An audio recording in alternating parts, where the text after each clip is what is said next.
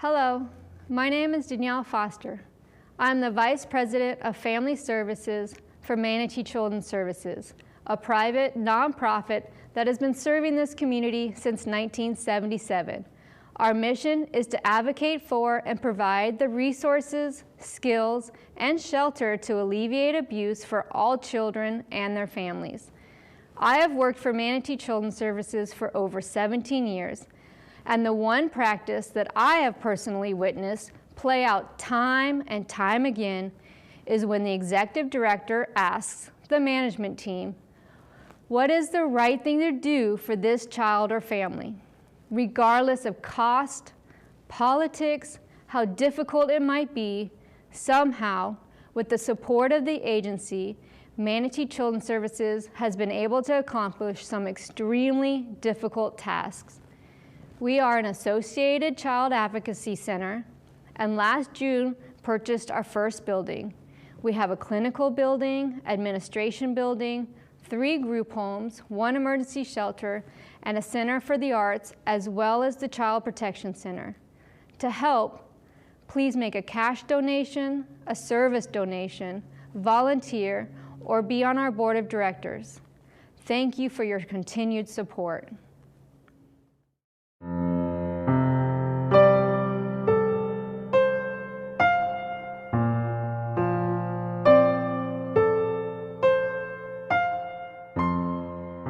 Every year, over 1,500 children die due to abuse and neglect in the United States. In Manatee County alone, there were over 4,000 reports of child abuse last year. Imagine being more afraid of going home than facing the bully on the playground. Monsters are real in the lives of abused and neglected children, and all too often, the monster is someone they know and love. On Monday, Billy didn't have his homework, and when the teacher asked him why, he said, "Because a monster ripped it up," after I told him a lie. You know monsters don't exist, and if you don't turn in your homework, no recess you will get. Monsters are real. I was able to live in a safe place.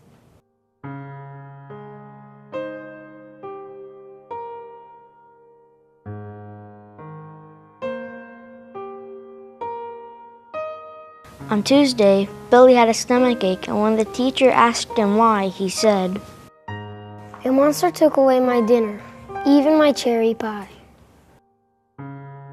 Billy, I've told you once before, monsters are not real. You have to wait till lunchtime before you get a meal. "Monsters are real." I was able to talk to someone when I was hurting.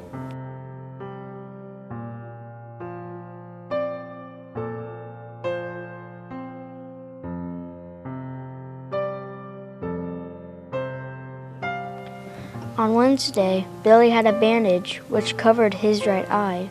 When the teacher asked him how it happened, this was his reply.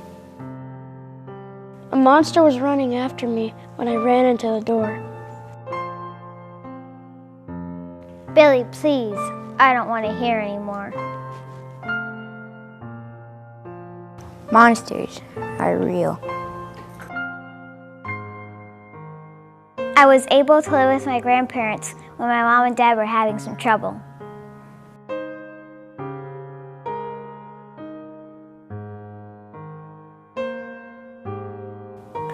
I was able to tell my story so that I'll never get hurt again.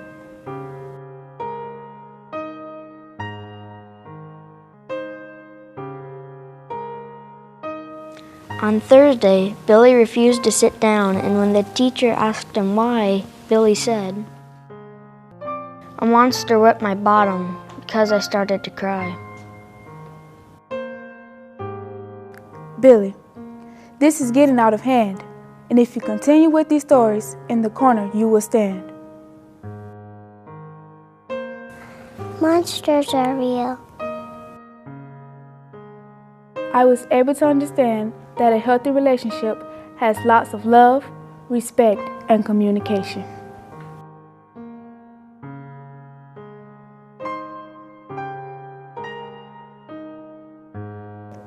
my parents were able to keep our family together.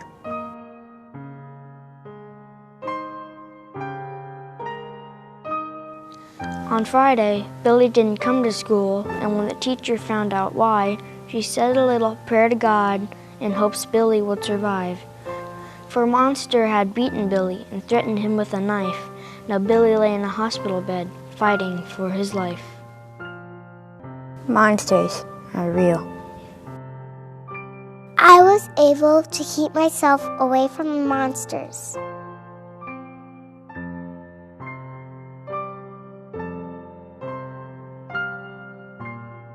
Monsters are real. Monsters are real. Monsters are real.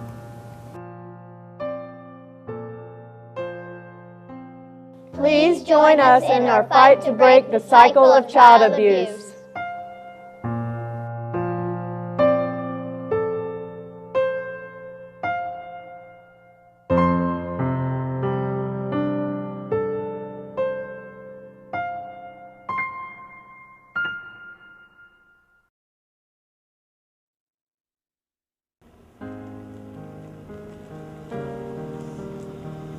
Did you know that every 60 seconds a child in America is abused? And every 60 seconds those same kids wonder, what is going to happen to me now? Did you know that almost every month, 21 children in Manatee County are forced to ask that same question? On average, there are 347 abuse reports from Manatee County received by the Florida Abuse Hotline each month. That means each day, 11 children in our community are subjected to neglectful, physical, and/or sexual abuse and suffering at the hands of the very people that they should be able to trust. Since 1977, Manatee Children's Services has operated Manatee County's only licensed emergency shelter for children who are suspected of being abused, abandoned, or neglected by their parent or caregiver. The shelter provides a warm, safe, and caring environment for children while the investigation of abuse takes place. The length of stay varies for each child from a few days to several months. During the first few hours in shelter, each child is welcomed into our care by our staff and provided any items needed to make their stay easier. Some children enter shelter with only a backpack and the clothing they were wearing when they were removed. For some, these bags hold the only possessions that they own.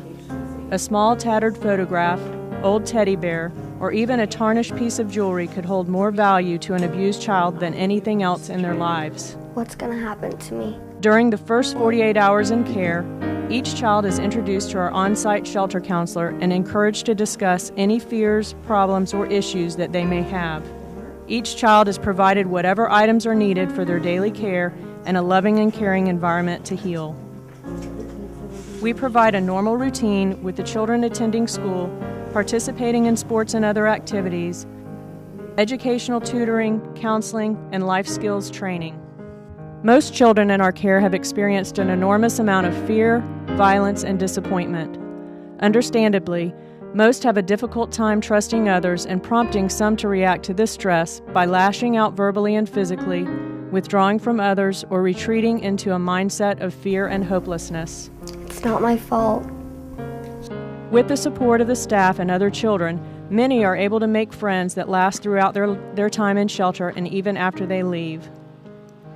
Along with our emergency shelter program, MCS operates 3 group homes for children in foster care, prevention and intervention programs, educational awareness programs, relative caregiver support, child protection, forensic interviews and medical exams, and mental health treatment programs. These mission-driven programs that serve over 18,000 clients annually work in harmony to provide a full spectrum of care aimed at moving towards physical and emotional recovery for not only the child, but the entire family. But we cannot do this alone.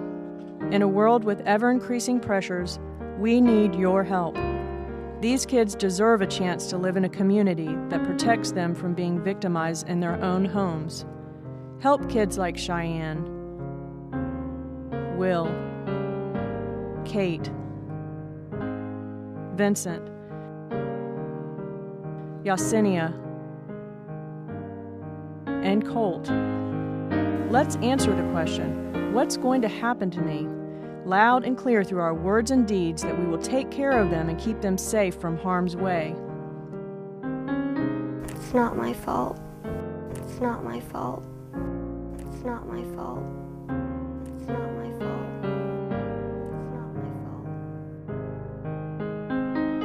fault. If you would like more information on our services, board membership, volunteer opportunities, or other ways you can help, please call Manatee Children's Services at 941-345-1200 or visit our website at www.manateechildrenservices.com.